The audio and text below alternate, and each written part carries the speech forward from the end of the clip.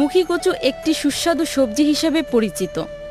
বাংলাদেশে প্রায় 14,000 হেক্টর জমিতে কচুর চাষ হয় এবং ফলন হয় প্রায় 1,03,000 টন।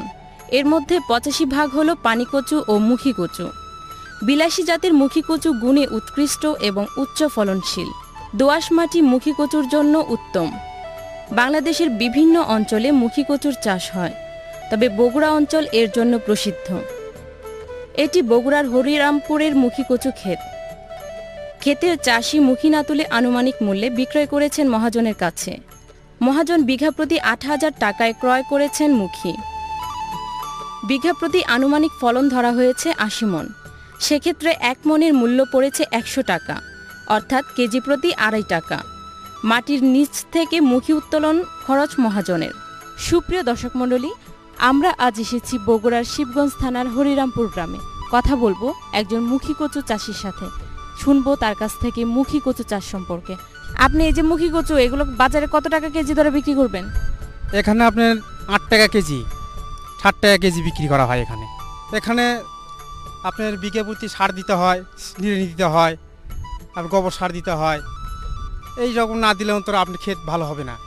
আমরা চাষ করি যে আশা করি যে এই কচু ভালো হবে, কচুর টাকা দিয়ে আর্থিক সচ্ছলতা ভালো হবে, দিন পথ ভালো যাবে, এটা আমাদের আশা। মোবাইল সুবিধার জন্য এখন মহাজন খেতে দাঁড়িয়ে ঢাকার মুখীর বাজার দর জেনে নিচ্ছেন মোবাইলে।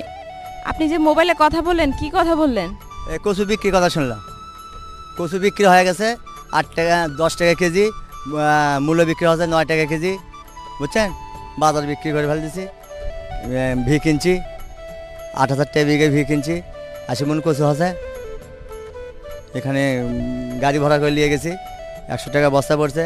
1 টাকা কেজিকে 1 টাকা খরচা আছে, তাতে আমার পোষাছে, লাভ আছে। মুখী কচুর বিঘা প্রতি চাষাবাদ খরচ প্রায় 5,000 টাকা। চাষি মাত্র 3,000 টাকা লাভে প্রায় 80 মণ মুখী বিক্রি করেছেন মহাজনের কাছে। এক্ষেত্রে মহাজনের লাভটা চাষি থেকে কয়েক গুণ বেশি। এটি গাইবান্ধার ধাপের হাট। আশেপাশের গ্রামের মুখী কচু বিক্রি হয় এখানে। বস্তাজাত মুখী ট্রাকযোগে রাতের বেলা চলে যায় ময়মনসিংহ, সিলেট, চট্টগ্রাম, ঢাকাসহ দেশের বিভিন্ন স্থানে। পথে পরিবহন সমস্যা নিয়ে কথা বলেন স্থানীয় পাইকার। আপনারা যে গাইবান্ধা থেকে ঢাকা পর্যন্ত নিয়ে যান, রাস্তায় কত জায়গায় এই ধরনের সমস্যা হয়? 4 জায়গায় এরকম সমস্যা হয়। জায়গাগুলোর নাম বলতে পারবেন? সিরাজগঞ্জের মোড়, কট্টার মোড়, ঢাকা শহরের মধ্যে এই বিভিন্ন জায়গায় ওরা করে। ট্রাফিকরা আপনাদের কাছে কি অজুহাতে টাকা চায়? সমস্যা, বহু প্রকার সমস্যা দেখায়।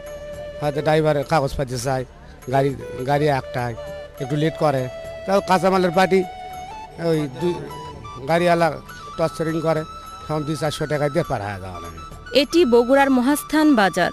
মহাস্থান বাজার এ অঞ্চলের সর্বাপেক্ষা বৃহৎ কাঁচামালের বাজার। সপ্তাহে বুধ ও শনিবার এখানে হাট বসে। হাট ছাড়াও প্রতিদিন শত শত মণ সবজি বিক্রি হয় এ বাজারে। মৌসুমে প্রতিদিন প্রায় 200 মণ মুখী কচু এখান থেকে চলে যায় দেশের বিভিন্ন স্থানে। এর বড় একটি অংশ চলে আসে ঢাকার কারওয়ান বাজারে।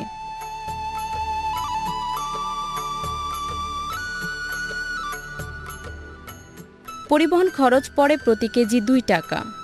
ঢাকার কাঁচা বাজারের বিক্রেতারা এখান থেকে মুখী কচু ক্রয় করেন। কেজি 8 টাকা মানে কেনা, এখানে 10 টাকা বিক্রি করলে। 10 টাকা কিনছি, 2 টাকা পাল্লা কয়লা দিব, ঠিক আছে? 2 টাকা দিলে 10:30 পরে, এরপরে গাড়ি ভাড়া লয়া 11টার উপর পরে খরচ গিয়ে আমার 14% দেবো, 12% দেবো। আমরা 10 টাকা 12 টাকা বেচবো, খরচা লইয়া দেন 8 টাকা পড়বে আমাদের কিনা, আমরা হাতে বলবো। কারওয়ান বাজার থেকে ভ্যান, রিকশাযোগে অন্যান্য সবজির সঙ্গে মুখী কচু পৌঁছে যায় ঢাকার বিভিন্ন কাঁচা বাজারে। সুপ্রিয় দর্শক, আমি এখন এসেছি মোহাম্মদপুরের টাউন হলের কাঁচা বাজারে। এখন আমি দেখব ভোক্তা কত টাকা কেজি দরে মুখী কচু ক্রয় করছে। 20 টাকা বলছে, কিন্তু 18 টাকা দিচ্ছে। কারণ বাজারে এরা কিনেছে 8 টাকা করে, আপনি যে 18 টাকা করে কিনছেন, আপনার কেমন লাগছে এটা? খুবই খারাপ লাগছে। আগে তো এই মুখে আমি 12 টাকা কেজি কিনছি, গত কয়েক মাস আগে 12 টাকা করে কেজি কিনেছি, সেই জায়গায় আমাকে 20 টাকা কিনতে হচ্ছে, 18 টাকা কিনতে হচ্ছে। খারাপ লাগছে আমার। এই খারাপ লাগাটাকে আপনারা কি করবেন বলেন? কিছু করবেন? এই যে সাক্ষাৎকার নিচ্ছেন, কিছু করতে পেরেছে? কেউ পারেনি কোনোদিন। সত্য কথা কইতেছে, 14 টাকার কিনা, তো আমাদের খরচা আছে, খরচা লইয়ে পরে 16 টাকা পরে 2 টাকা লাভ করে লাগে, দোকান ভাড়া আছে, খাওয়া লাগে, আমরা যদি কারণ বাজার থেকে 6 টাকা করে কিনতে পারি তাহলে এটা এখানে 8 টাকা হওয়ার কথা, কিন্তু এখানে তারা 20 টাকা করে চাচ্ছে। সাধারণ ক্রেতারা স্বাভাবিকভাবে অত্যন্ত ইয়ের মধ্যে পড়ে যাচ্ছে, চাপের মধ্যে পড়ে যাচ্ছে। বাজার নিয়ন্ত্রণের জন্য একটা দপ্তর করা উচিত, যারা সরাসরি এটা নিয়ন্ত্রণ করবে এবং কার্যকরী ব্যবস্থা গ্রহণ করবে। তাইলে মুনাফা লোভীরা সিন্ডিকেটের মাধ্যমে যে কার্যকরী ভূমিকা পালন করে